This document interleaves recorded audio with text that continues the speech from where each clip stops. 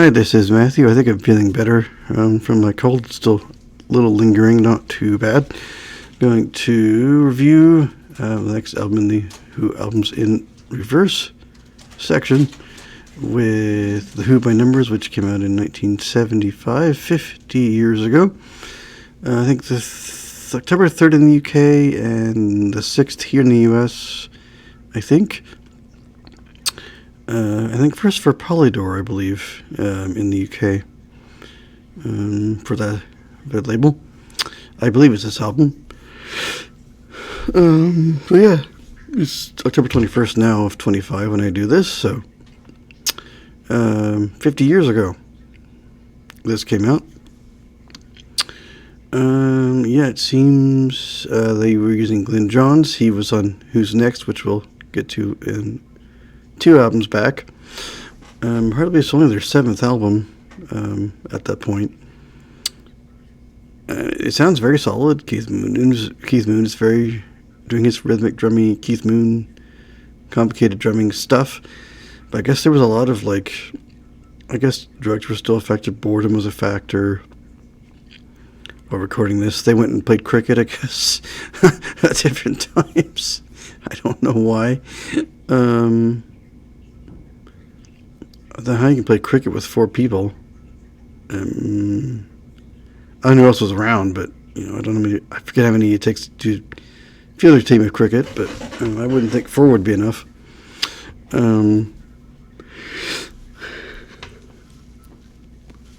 I mean, you wouldn't know there was any kind of issues. I guess Pete Townsend was turned 30. I wasn't sure if they were still relevant, and I guess had a lot of drug-induced crying sessions and stuff. Everybody sounds good. You wouldn't know. I guess John Entwistle stepped up because everybody else was having some issues, but you wouldn't know by the finished product. It sounded really good. Glyn Johns, I think, worked very hard on it as a producer. But yeah, you wouldn't know that anything was amiss by the sound of it. It sounds good. Perhaps some of the songs, probably some of their most darkest material, but it sounds good just by listening to what came out of the tapes and everything. So I don't know. It sounds good to me. Very solid. Everybody was on their game. Interesting to see the album next, reverse order sequence, what was happening then. So this was in 75, so we could all be using the Wikipedia page for the album and stuff like that. I used the 2013 remastered version. It has bonus tracks, which I think was from the 96 version of the album, if I'm not mistaken. Yeah, 10 tracks, but he had about 3 tracks of live, which I'll get into. No Super Deluxe or anything, no fancy versions of this one, at least not so far.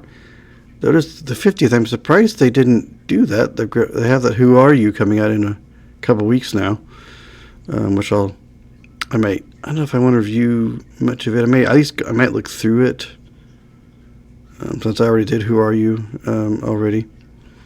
I might check out some of the lives and things. I might skim some of that. But on to this one, though. We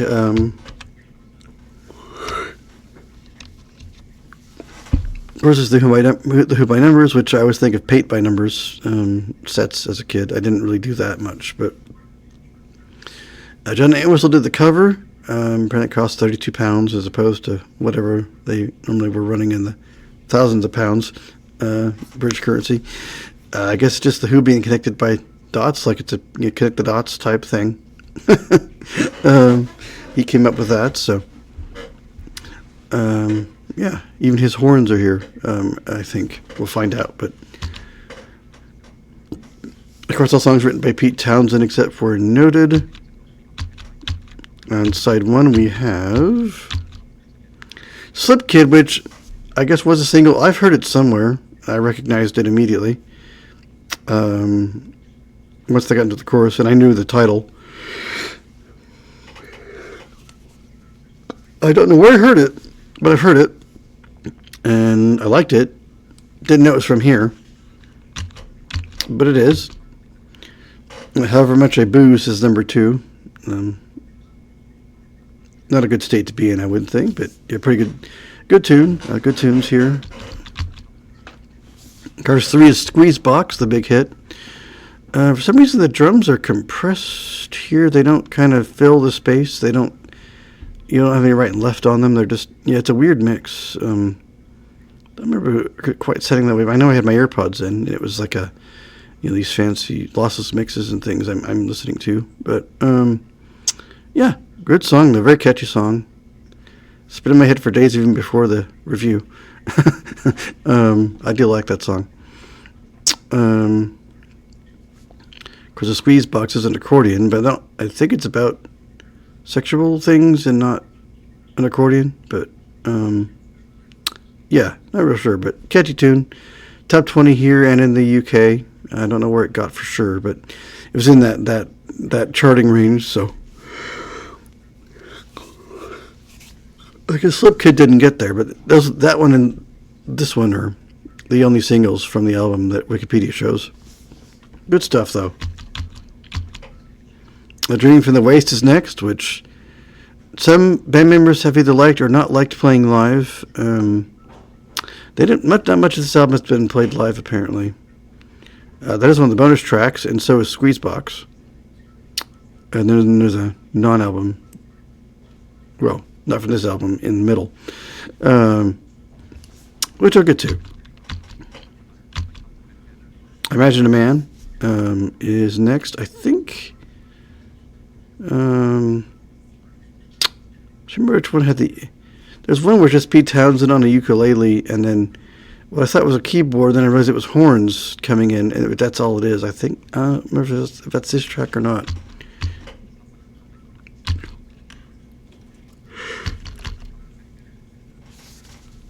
And that's side 1. I can't remember where that track is, but it was really cool. But yeah, I like all these tracks here. There's really solid, nice solos and things happening.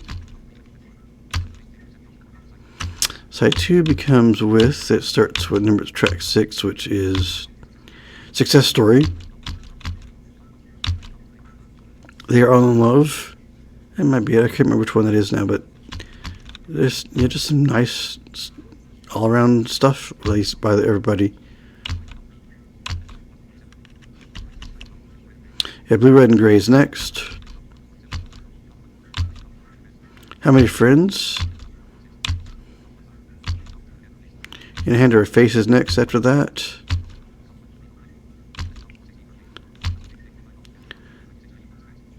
Yeah, did I miss any? Let me check our songwriters here. I'm sure I didn't miss one. Let me double check my titles from both sides here.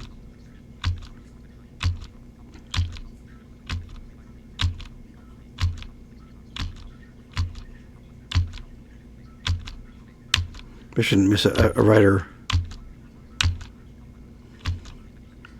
Doesn't look like I did miss anyone. Doesn't look like. I just want to double check myself here. Oh, Johnny Whistle was Success Story. Yeah, he's Debbie does vocals on that one too. Yeah, okay, I thought that was he's on. I think that was the only difference. Yeah, it looks like it. Yeah. Okay, yeah, I just didn't whistle did the second track on side 2. And our bonus tracks are going to be. What I saw doesn't give a live. We'll see if they give where these were recorded. Squeeze Box was. Oh, okay, it does. All right, so live at. Squeeze Box is live at the Litchfield in Swansea, in Wales, in '76.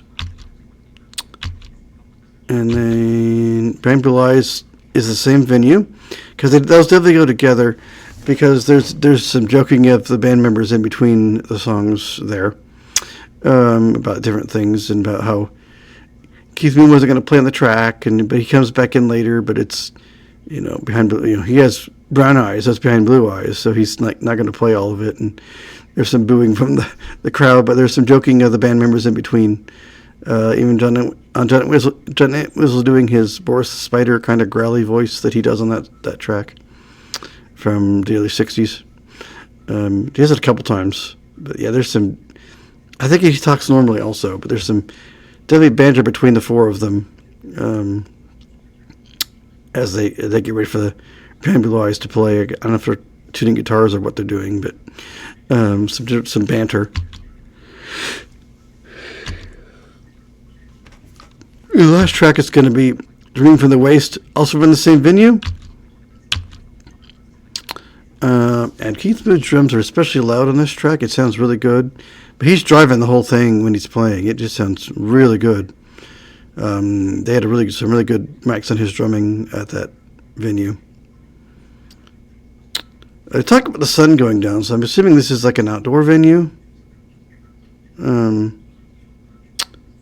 It sounds like type of, good to be here as the sun goes down. So I assume it must have been an outdoor venue, but I'm not sure what the Litchfield was. It's about a 50-minute album, according to Apple Music, at least, with the bonus tracks attached. A little less without them, probably maybe in the 30-40 minute range-ish. Not real sure exactly. Additional personnel.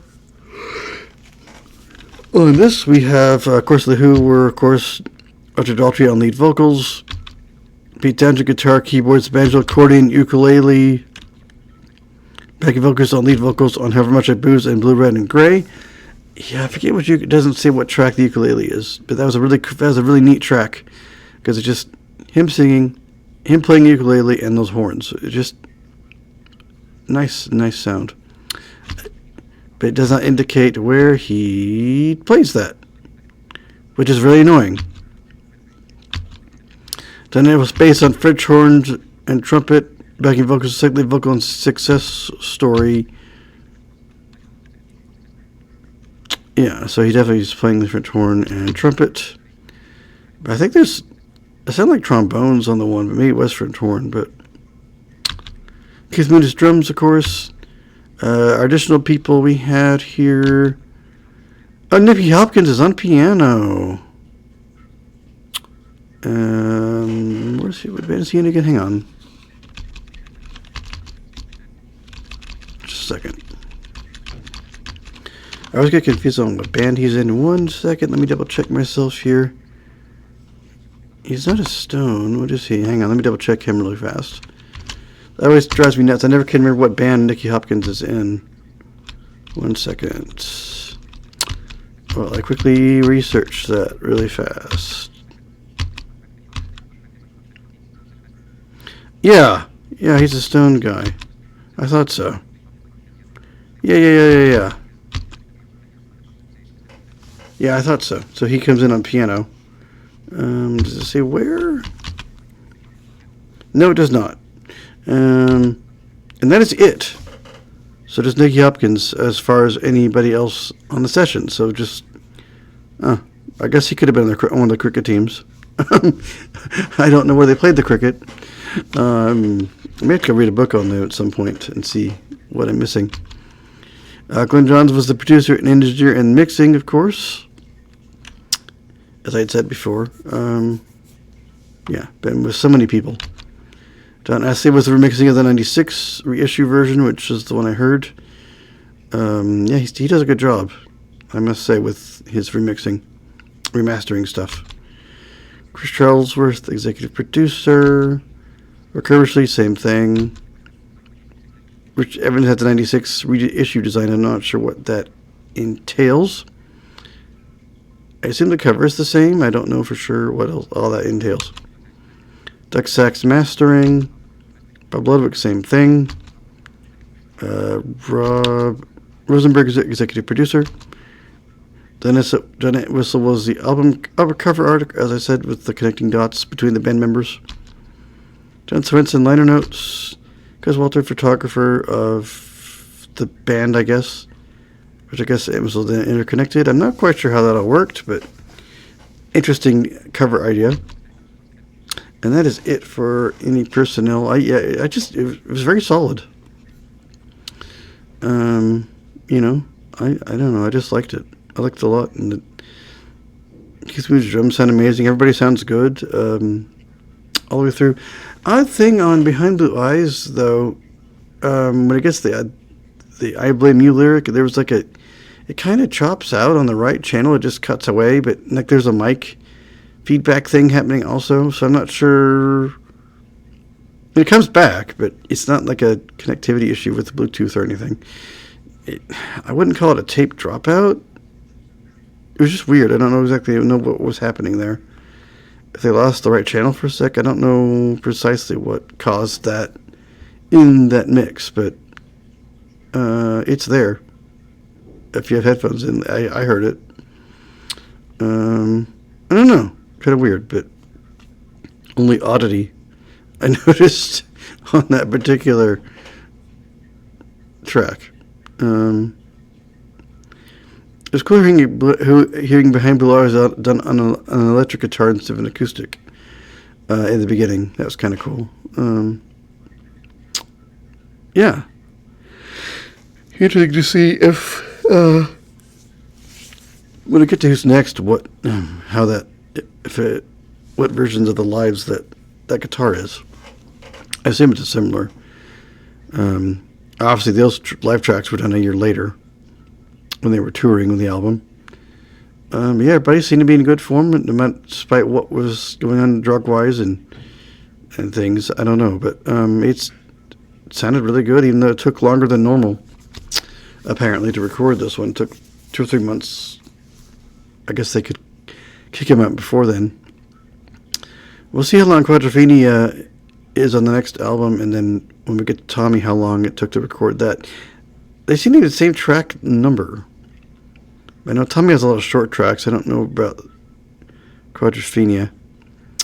And also, they were making the Tommy movie at this stage, also, which is kind of interesting. There's I'm not sure when Quadrophenia was made. There was a movie of it too, but Tommy was being made at this stage. Which there's no. It is just the music from the album.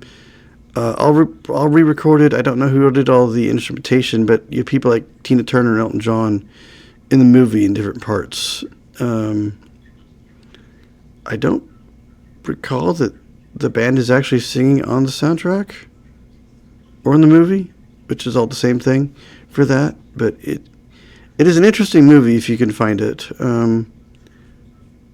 It's weirdly mixed too. There's a lot of weird distortion and like flange drums, and it's a weird thing. Quadrophenia is just the music from the album, and it's like there's actual dialogue and plot. But Tommy was all the plot from the music. But yeah, that was all happening when they were before they did this album. So that was all kind of happening, at least for Tommy. I don't know about Quadrophenia. I think it was a little bit later. But that will be the next album. It'll be a much longer album. Yeah, no other bonus track versions that I could find. No Super Deluxe or any fancy other repackagings right now. As of October of 25. There might be one later, who knows, but not when I made this video. There wasn't one. So I think that will do it for now. I enjoyed it. Go check it out wherever you can find streaming music. Of course, there are CD versions, vinyl versions out there. You could probably find, heck, maybe some tape copies, probably 8-track copies. If you can play that, I can't play those, but I don't know if there are any real. I'm assuming there were some real, if not commercial ones, and people recording it onto them, and even cassette, I suppose, at various times. Who knows? But yeah, there's some version out there for someone to listen to of this and other albums. But I will do it for now, and I will see you guys in another video.